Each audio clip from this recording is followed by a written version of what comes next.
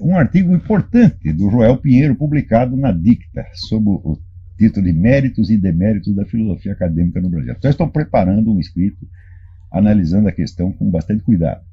Mas só para informação preliminar dos interessados, né, ele diz assim, olha, o ensino de filosofia na USP até que não está ruim, eles ensinam a gente a ler os principais autores, ensinam análise de texto, etc, etc, e tudo isso é muito bem feitinho, né?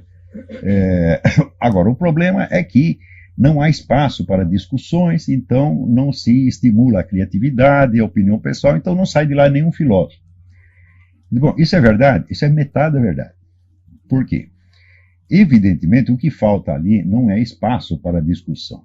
Porque se o sujeito não discute em classe, ele discute em assembleia estudantil, discute com os alunos no pátio, quer dizer, não é este o problema. Né? O que falta é o verdadeiro ensino da filosofia. Porque o que se transmite na USP, e em todas as faculdades do Brasil, que eu conheço, até onde eu conheço, parênteses, confesso que eu só acompanhei a produção intelectual da USP até uma certa data. Parei mais de 10 anos atrás, porque perdi interesse. Por tanto, decepção, perdi interesse no acompanhamento. Então, o que eu posso falar pode estar até um pouco desatualizado. Mas, até o tempo em que os professores mais famosos ali eram o Gianotti, o Paulo Arantes, a Marina Chauí, né? Depois que apareceu o Vladimir Safatli, que é um pouco pior do que todos eles, até esse ponto, isso foi só decepção. Só decepção. O próprio Paulo Arantes, no livro que se chama Um Departamento Francês do Ultramar, ele confessa que a USP jamais produziu um filósofo. Oh, meu Deus do céu, a USP está com quase 70 anos de idade, né? E não produziu filósofo nenhum. Eu digo, mas escuta, a faculdade de filosofia que não produz filósofo, produz o quê? Daí diz o Paulo Arantes, mas produziu excelentes historiadores da filosofia. Meu Deus, o que é isso? Excelente historiador da filosofia, para mim, é o Giovanni Reale, é o Frederick Copleston, é o Guthrie, né? Autor da História da Filosofia Grega, né? É o Edward Zeller. Esses são excelentes historiadores da filosofia. Cadê o equivalente deles no Brasil? Não tem nada, não tem uma história da filosofia decente publicada no Brasil, escrita por brasileiro. Quer dizer, tem algumas, tem a do Castro Neri, que é História do Pensamento Antigo e Medieval, que é uma maravilha, excelentemente escrito, muito bem documentado, mas isso é dos anos 40, não lembro nem se 40 ou 30. Então, olha, eu aqui aposto as minhas 2 bolas do saco, eu só tenho 2 e tão velha, tá certo? Mas eu aposto as 2 se alguém depois produzir um livro de história de filosofia no Brasil que pudesse obriar com o do Castro Neri. Né? Então, essa história, esse prêmio de consolação que o Paulo Arantes oferecia é completamente inexistente, isso é fraude. Não saiu nenhum filósofo e não saiu nenhum historiador da filosofia. Por quê? Porque não tem espaço para discussão. Diz o próprio Joel Pinheiro. Claro que se houvesse espaço para discussões, a gente falaria muita asneira. Quer dizer, o que falta ali não pode ser um espaço para dizer asneira, porque asneira nunca faltou na USP, é só vocês lerem os artigos que o seu Gianotti, Dona Chauí, seu Safatli publicam na Folha de São Paulo, no Estadão, e vocês vão ver o que é produção de asneira. Ora, se os professores podem espalhar tanta asneira pela mídia, por que será que os alunos não podem falar besteira lá dentro? Claro que pode, Joel. Então, outra coisa, a sua análise, ela peca pelo mesmo defeito do pensamento uspiano, que é aquela coisa assim de, ou nós temos aqui o rigor do ensinamento escolar, ou então nós temos a livre opinião, o beletrismo, as cigarras mágicas, etc, etc. Ora, essa é uma dualidade que só existe na cabeça de uspiano, meu Deus do céu. Isso é uma bobagem, você só tem 2 hipóteses, quer dizer, ou você se atém àquela análise de texto, aquela coisinha técnica, ou então você vai falar besteira, meu Deus do céu, o universo inteiro da filosofia não cabe nem numa coisa nem na outra. Não é nem tecnicismo escolar, filológico, na verdade, e nem achismo irresponsável, não é isto. Olha, eu dei um curso meses atrás que chama Introdução ao Método Filosófico. E é um método filosófico, a técnica filosófica que os professores da USP desconhecem. Essa técnica se compõe de vários itens, tá certo? E, na verdade, você observa que só existe o ensino eficaz da filosofia. Vou até dizer os itens aqui para vocês saberem. Em primeiro lugar, a filosofia começa por um negócio chamado anamnese. Anamnese é quando o filósofo rastreia a origem das suas ideias e crenças e assume a responsabilidade por elas. Olha, o que eu estou pensando é exatamente isso, assim, assim, assim, assim. Se tem fundamento ou não, veremos. Ele primeiro tem que saber no que ele está acreditando quando ele começa a filosofar. Segundo, a meditação, pela qual ele busca transcender o círculo das suas ideias e crenças e permitir que a própria realidade se comunique com ele numa experiência cognitiva originária. É isso que Sócrates buscou, é isso que Edmund Husserl buscou, é isso que todos os filósofos, é isso que René Descartes buscou. Quer dizer, eu tenho aqui X ideias, mas por baixo das ideias deve haver uma realidade. Então eu não quero mais ideias, eu quero a realidade. Né? Terceiro, o exame dialético. Através do exame dialético, ele integra a experiência cognitiva dele na tradição filosófica, comparando as suas observações com a de outros filósofos antecedentes, discutindo com eles, ele integra, através do exame dialético, ele integra a sua experiência cognitiva pessoal na tradição filosófica e esta naquela. Quarto, a pesquisa histórico-filológica pelo qual ele se aposta pela tradição. Quer dizer, ele tem que ler os livros de filosofia, ele tem que aprender a técnica de ler os livros de filosofia, de interpretar, de analisá-los, etc, etc. 5. A arte hermenêutica, pela qual ele vai tornando transparente para o exame dialético, tornando transparentes as sentenças do filósofo do passado. Quer dizer, vai agora uma interpretação em profundidade, não apenas interpretação de texto, mas a interpretação do peso filosófico das sentenças dos filósofos do passado. E todos os demais elementos da herança cultural que sejam necessários para a sua atividade filosófica. 6. O exame de consciência, pelo qual ele integra na sua personalidade total as aquisições da sua investigação filosófica. Porque não adianta nada o cara ter uma ideia filosófica brilhante num dia, e no dia seguinte ele esquece e passa para outra coisa. Né? Nietzsche era um pouco assim, mas Nietzsche tem desculpa porque ele é assim, filito, era doente, maluco, ele só tinha 2 horas de lucidez por dia, então ele pensa dar uma sacação genial agora, no dia seguinte ele esquecia falar uma coisa completamente diferente, mas está desculpado. Mas, em geral, assim, você tem que integrar na sua consciência e na sua personalidade as conquistas da sua investigação filosófica. E 7, por fim, a técnica expressiva pelo qual ele torna a sua experiência cognitiva reprodutível por outras pessoas. Esses 7 elementos compõem a técnica filosófica.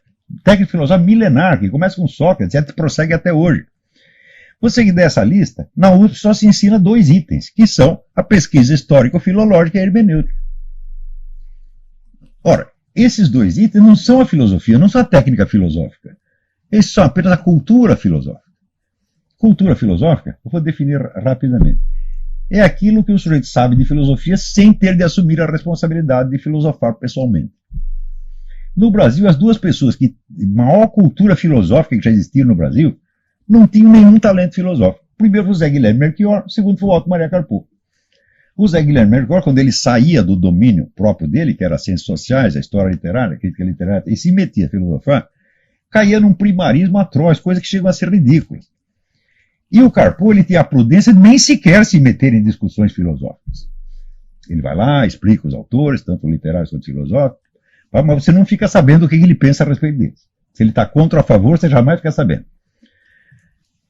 A terceira pessoa de maior cultura filosófica foi o Mário Ferreira dos Santos. Mas o Mário Ferreira dos Santos, para compensar, ele não era um expositor tão bom das doutrinas alheias quanto eram esses 2. Então, cultura filosófica é uma coisa e filosofia é outra. A filosofia implica o domínio da técnica filosófica que se constitui desses 7 itens. O pessoal da USP desconhece completamente esses itens. Eles só são capazes de ensinar a pesquisa histórico-filológica, quer dizer, análise de texto, e história da filosofia, e a hermenêutica, a interpretação do texto. Não passa disso. Então estão transmitindo o quê? Filosofia? Não, meu filho, estão transmitindo apenas cultura filosófica, qual é apenas um elemento do conjunto. E para transmitir a técnica filosófica, como é que faz? Basta um professor de filosofia falar, não, não é possível isso. Só pode transmitir a técnica filosófica um filósofo de verdade que esteja no momento do ensino, lutando com as dificuldades internas da sua filosofia, e então ele vai expondo aquilo e mostrando aos alunos como se faz. Só existiu o grande ensino da filosofia onde houve um filósofo vivo e presente no momento mais forte da sua criação.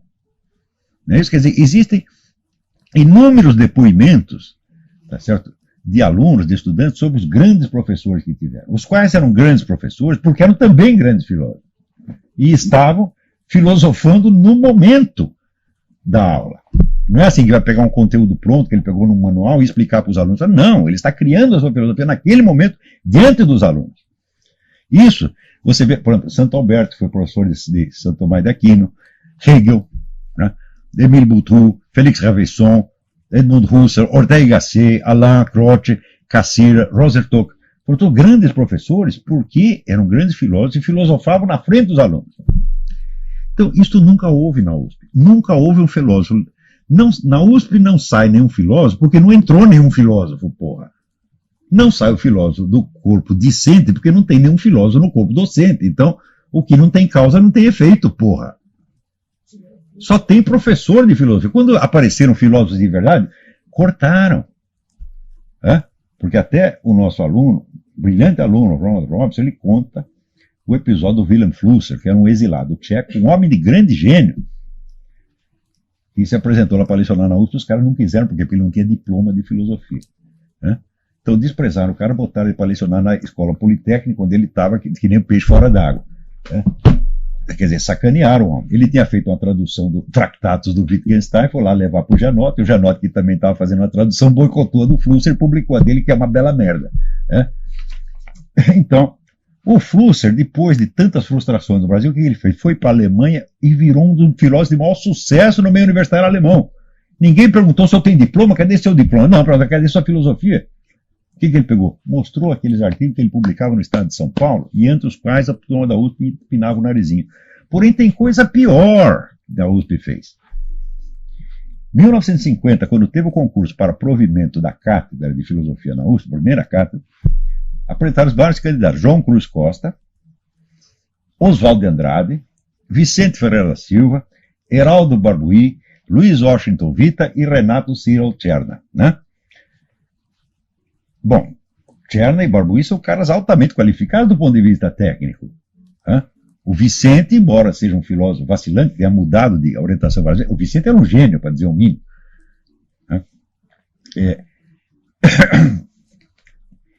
O Oswaldo de Andrade, bom, o Oswaldo de Andrade não era nenhum filósofo, esse era uma cigarra mágica mesmo, era um que tinha sacações geniais, mas sem nenhuma consistência filosófica. Mas, de qualquer modo, era um homem de gênio também. Bom, o que a USP fez? Pegou o João Cruz Costa, que tinha um diplominha de filosofia na França, e disse: só esse pode ser candidato. Vetou a candidatura de todos os outros. Ora, o João Cruz Costa, ele de fato tinha um diploma, só que é o seguinte, o João Cruz Costa não fazia estudo sistemático de nada. O próprio Janotti confessa isso, num artigo que eu não tenho aqui o link, mas depois eu dou para vocês. Ele diz que o João Cruz Costa não tinha estudo sistemático de nada, e que no fundo era um autodidata. E foi esse que a USP escolheu. Por quê? Porque era um homem da esquerda. O Miguel Reale, desculpa o João Cruz Costa, o João Cruz Costa não participou dessa operação, ele foi beneficiado sem ter participado disso. Mas foi uma sacanagem que fizeram. Quer dizer, o Departamento de Filosofia da USP nasceu da sacanagem, você está entendendo? Nasceu da falsificação e da empulhação e continuou assim ao longo da vida inteira. Enquanto o Miguel Reale, no Instituto Brasileiro de Filosofia, que era entidade particular, promovia a verdadeira filosofia brasileira e deixava todo mundo falar, inclusive o pessoal da esquerda, nunca vetou ninguém. Então, se existe filosofia no Brasil, se deve ao Miguel Reale. Agora, Miguel Reale era perfeito, um santo? Não. Miguel Reale nunca chegou a perceber o valor da filosofia do Mário Ferreira. Quer dizer, tinha um escotoma, uma mancha no olho, Mas, então, e aí tem o detalhe mais interessante. Vocês sabem que eu não frequentei faculdade nenhuma, e não frequentei por quê? Eu sabia o que estava se ensinando nas faculdades, eu lia os programas, eu conversava com os alunos, às vezes ia lá assistir uma aula ou outra, para saber se tinha alguma que valesse a pena fazer, porque eu tinha pouco tempo. Eu já tinha que trabalhar, tinha filho para sustentar, então eu tinha pouco tempo. Eu falei, bom, então eu tenho que escolher só o que tem de bom. Depois de muitos anos e muitas desilusões, finalmente descobri um negócio chamado Conjunto de Pesquisa Filosófica na PUC do Rio de Janeiro, dirigido pelo padre Stanislaus Aduzans, que era um filósofo estoniano, amigo pessoal do Papa, que o havia delegado para vir na PUC do Rio de Janeiro e tentar abrir um espaço para o catolicismo na Universidade Católica. Então, como não deu para fazer isso no departamento de filosofia, ele abriu outro departamento, chamado Conjunto de Pesquisa Filosófica, e lá ele dava um curso. Acontece o seguinte: o padre Aduzans não era um professor de filosofia, o padre Aduzans era um filósofo em plena atividade criativa. Ele era um discípulo de Edmund Husserl e Max Scheler, empenhado em fazer uma síntese de fenomenologia e tomismo, mais ou menos na linha que ao mesmo tempo estava sendo feito pelo Cornélio Fabro, que é um gênio, Então, eu vi o Padre Las dos Anjos, eu li as coisas dele, eu ouvi, eu falei, pô, tá aí um filósofo, a coisa está sendo feita diante dos nossos olhos, né? Então é aí que eu vou. E frequentei aquilo durante 3 anos, daí o padre morreu, porra. Morreu por quê? Porque foi o único homem que morreu de felicidade que eu conheço. Porque quando os russos saíram da Estônia, que estavam lá matando gente fazia 30 anos, disseram aquilo para ele ficou tão contente, teve um infarto e morreu. Né? Viajou para a Estônia e morreu. Sim. Então, além disso, o Padre Las dos Anjos tinha outra vantagem. Ele era um homem que mais conhecia a filosofia brasileira. Ele chegou no país, a primeira coisa que ele fez foi estudar todos os filósofos brasileiros do passado e buscar pessoalmente os que estavam vivos no presente, um por um, para conhecer, saber o que eles pensavam, ler os escritos dele, e depois publicou uma antologia de autorretratos filosóficos desses autores. Né? Então, claro que você não pode ter uma faculdade de filosofia séria num país onde se desconhece a filosofia do próprio país. É uma coisa tão alienada, tão subdesenvolvida, que não é nem para falar. E a USP é exatamente assim. Os filósofos brasileiros nunca tiveram vez na USP. Então, quando eu vi o Padre Las dos Anjos, eu falei, é isso que eu preciso. Porque eu já vinha lendo livros de filosofia, tenho uma extensa cultura filosófica desde a juventude, mas nunca tinha me aventurado a publicar escritos de filosofia, porque eu digo, não, eu só sei essa coisa de ouvir falar. Eu estava ali que nem os meninos, quando eu era moleque, tinha ali no bairro, morava no bairro da Liberdade, tinha um tarado chamado Tanaka Asuta, e ele só gostava de menino japonês. Então você perguntava para o menino japonês assim, conhece Tanaka? Ele respondia, só de ouvir falar. Então eu estava ali, eu conhecia a filosofia só de ouvir falar. Falei, enquanto eu não ver um funcionando, eu não assimilei a coisa, então não estou pronto. Daí eu tive essa felicidade de estudar 3 anos com o Padre Las dos Anjos. O curso tinha 5 alunos. Você estudava ali e recebeu o diploma pela Universidade de Navarra. Não foi possível completar porque o padre morreu. Ele morreu no dia seguinte, os teólogos da libertação invadiram o negócio e quando eu cheguei lá tinha um filho da puta fazendo uma conferência sobre o Evangelho à luz de Nietzsche. Eu falei, enfia no cu, eu vou embora, tá entendendo? E aí o diploma, eu falei, se for o diploma, mas eu não vou aceitar um diploma dado por um filho da puta desse. Então, fui embora. Mas acontece o seguinte, meu filho, então o único brasileiro que no Brasil, sem precisar viajar para o exterior, recebeu um verdadeiro ensino de filosofia, foi este que vos fala. Né? Então, meu filho, autodidatas são vocês.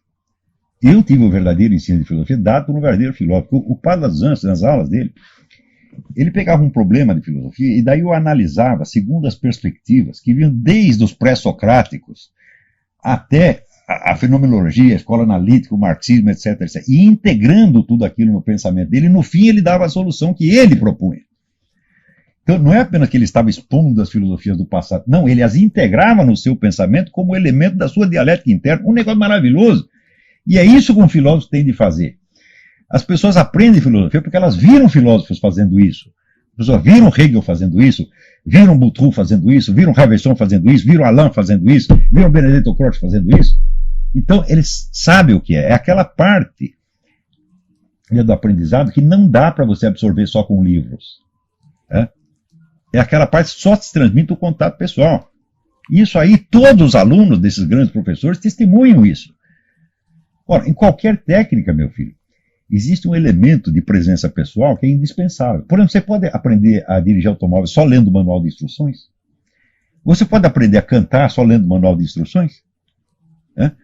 Sem nunca ouvir um mestre cantor que te ensine? Não, não pode.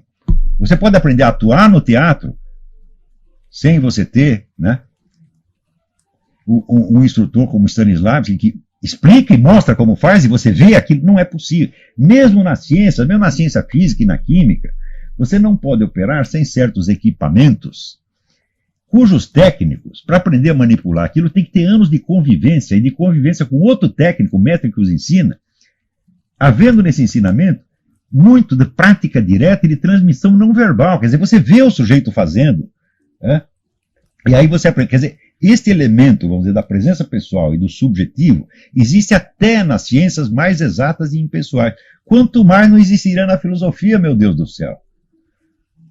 Então é o seguinte, só aprendeu filosofia, só recebeu ensino universitário de filosofia quem viu um filósofo trabalhando à sua frente. Se você tem só um professor que está ensinando você a ler texto de filosofia, você nunca aprendeu filosofia, meu filho. Você adquiriu cultura filosófica. Ora, a universidade existe. Se fosse possível aprender tudo por livro, não precisaria existir universidade. Então a universidade existe para ensinar aquela parte que não pode ser adquirida só pelos livros. Onde você precisa ver o filósofo trabalhando, conversar com ele, fazer perguntas, tá entendendo? E assimilar, vamos dizer, aquele exemplo humano. E você quer saber? No Brasil, só quem teve isso fui eu. Então, só quem tem formação universitária no Brasil, exceto os que estudaram no exterior, fui eu. Não recebi o tal diploma, que se foda, porra. Mas tive o ensino. E vocês na USP não tiveram. Vocês nunca viram um filósofo trabalhando. O próprio Joel Pinheiro, ele depois num comentário ao seu próprio artigo, ele disse, todos os filósofos que nós estudamos estão mortos. Eu digo, eu não, meu filho. Hã? É verdade, a obra escrita do Padre Laduzans, publicada, não dá ideia do que ele era. Talvez ainda haja manuscrito, até tem uma apostila inédita dele aqui. Né? Mas era um filósofo, não era um professor de filosofia. Filósofo criador, certo? Original, e que integrava no seu pensamento os filósofos do passado. Quer dizer, não é questão de você ensinar como Platão pensou, o que está nos escritos de Platão. Não é isso. É integrar o Platão dentro de um esforço dialético do presente. Isso só um filósofo verdadeiro faz. Como não tem filósofo verdadeiro na USP, não tem ensino da filosofia. O resultado, não pode sair de lá nenhum filósofo. E dar espaço para os garotos discutir besteira não vai resolver o problema, evidentemente. É? O que falta não é espaço para falar besteira. O que falta é um filósofo de verdade. Então, não existia um filósofo de verdade no Brasil? Existia o Mário Ferreira dos Santos, que foi o maior dos nossos filósofos. Filósofo de envergadura mundial. A USP nunca se interessou em trazer. A USP o pessoal na USP não está nem qualificado para entender o que ele estava falando. Então é isso, você boicota os filósofos, sobra só os professores de filosofia, e depois, mesmo que eles façam o serviço deles direitinho, eles são professores de filosofia que criam outros professores de filosofia. Filósofos jamais. Então é isso.